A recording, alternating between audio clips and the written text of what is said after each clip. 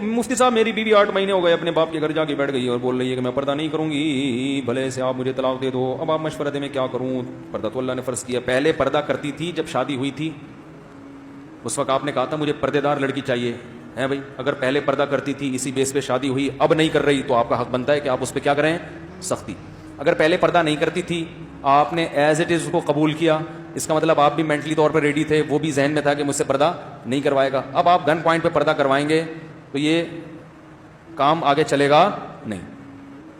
سمجھتے وہ کیا ہے کہ بھائی جب تم نے پردہ کروانا تھا تو پردے والی لے آتے نا، نہیں آ رہی سمجھ میں تو رہنے دو۔ جب اتنے نیک تھے کہ تم بے پردگی برداشت ہی نہیں ہوتی تو تمہیں تو پہلے سے پتا تھا میں پردہ نہیں کرتی، تو پھر کوئی پردے والی تلاش کر کے لے آتے۔ اس وقت تو عشق چڑھا ہوا تھا، یہی چاہیے چاہے پردہ کرے یا نہ کرے۔ اب جب اپنے قبضے میں آ گئی تو پردہ کیوں نہیں کر رہی بھائی؟ بات آ رہی ہے سمجھ میں؟ اب جب بیگم اپنے قبضے میں آ گئی، ہوم ڈیلیوری ہو گئی، صحیح ہے، ابا گھر پہنچا کے چلے گئے باقاعدہ، ہوم ڈیلیوری کے بعد جب مکمل قبضہ ہو گیا، اب آپ کو اعتراض ہو رہا ہے پردہ کیوں نہیں کرتی؟ تو وہ بولے کہ بھائی یہ اعتراض پہلے ہوتا نا، تو اگر پہلے اعتراض نہیں ہوا تو اب آپ زبردستی نہیں کر سکتے، ہاں محبت سے ضرور سمجھائیں، بیانات خود نہ سمجھائیں۔ بیوی کی عادت ہوتی ہے جو چیز خود سمجھاؤ گے اس کا الٹ چلے گی، وہ لازمی، اس کو کہیں شیطان نے یہ دماغ میں ڈال دیا ہوتا ہے کہ میرا میاں کبھی بھی صحیح بات نہیں کرے گا۔ اس کو آپ یہ بولو کہ تم بیگم مجھے یہ سر پہ 1 منٹ کے لیے بھی دوپٹہ برداشت بولو نہیں ہے، ہم کوئی مولوی خاندان کے لوگ ہیں، اس طرح سے بولو گے نا تو موٹی موٹی چادریں سر پہ ڈالنا شروع کر دے گی آپ کو تپانے کے لیے، ٹھیک؟ آپ بول رہے ہو کہ یار ان کو مفتی صاحب کو ہمارے گھر کا پتہ کیسے چل گیا؟ یہ سب باتیں تو بالکل صحیح کر رہے ہیں۔ تو یہ ہوتا ہے، جو بولو گے الٹا چلے گی۔ عورت تو میاں کو مانتی کہاں ہے، وہ کہ تو کون ہے، تیری اوقات کیا ہے؟ وہ نیک ویک آدمی گھر سے باہر ہوتا ہے میرے بھائی، گھر میں کوئی نیک نہیں ہوتے، سب گھر کے باہر کی باتیں ہیں، میں بہت اچھا بہت زندہ، باقی عورت وہ ٹیڑے والا قصہ جو ہے نا، وہ ٹیڑے اڑ رہے تھے، وہ سوچ لیا کریں۔ تو اس لیے اب حل یہ ہے کہ خود نہ سمجھائیں، علماء کے بیانات لگا دیا کریں، تبلیغ میں لے کے جائیں اس کو، وہاں وہ بیان سنے گی۔ اب اس طرح سے آہستہ آہستہ اس کو دین پہ لانے کی کوشش کریں، دعائیں مانگیں، بہت دعاؤں کا بڑا اثر ہوتا ہے، اور بیانات سنوائیں علماء کے۔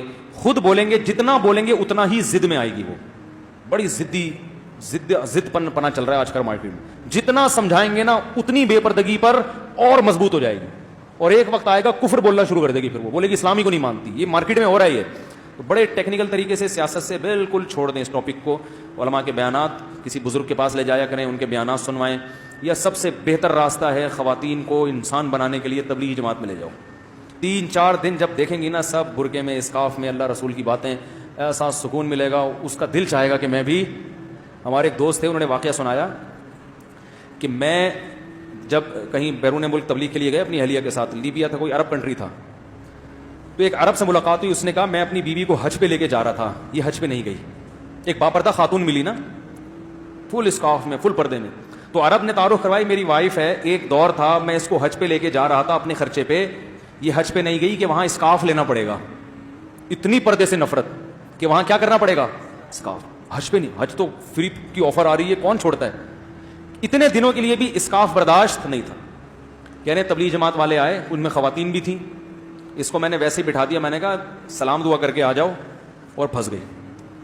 وہ ایک کسی نے پرینک بنایا، اسی وہ تبلیغ والوں کا نا، یہیں کے کچھ لڑکے ہیں، انہوں نے پرینک بنایا ہے کہ 1-2 تبلیغ جماعت گئی کسی کے گھر میں، تو کہا بھائی مسجد میں جماعت آئی بھی، آپ آ جائیں۔ وہ آپ کو پتہ ہے سب ڈرامے کرتے ہیں۔ اس نے کہا یار وہ ابھی تو میرا مسئلہ ہے، بائک کو پنچر لگوانا ہے۔ انہوں نے کہا وہ بھی بڑے ڈھیٹ تھے، انہوں نے کہا چلو ہم لگواتے ہیں آپ کے ساتھ نا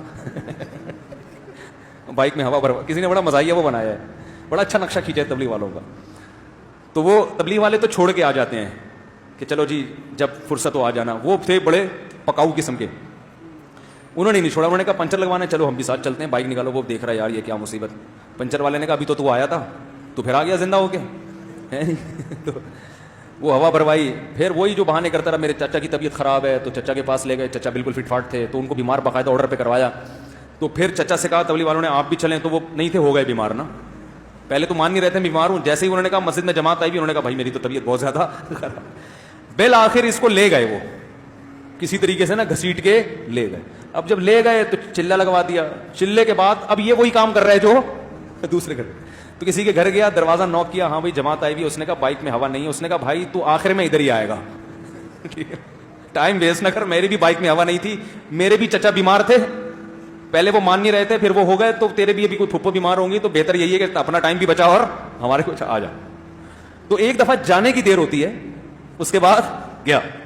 تو جو خواتین سدھر نہیں رہی ہیں نا, تو ان کو جماعت میں لے جاؤ, 3-4 دن ماحول ملے گا, اللہ رسول کی باتیں سنیں گی, پھر دوبارہ لے کے جاؤ, انشاءاللہ ایسا گھر کا ماحول بنے گا نا کہ آپ کہو گے یار یہ تو مجھ سے بھی زیادہ نیک ہو گئی ہے انشاءاللہ. تو ہر کام تبلیغ بڑی سیاست سے ہوتی ہے. آرڈر بازی کرو گے نا, یہ کرو وہ نہیں کرو, بیگم یہ پردہ کرو, وہ نہیں کرے گی, چل نکل یہاں سے. پڑھایا سمجھانے والا کافی ہو گیا میرا خیال ہے. سبحانک اللہم و بحمدک نشہد ان لا الہ الا انت نستغفرک و نتوب الیک.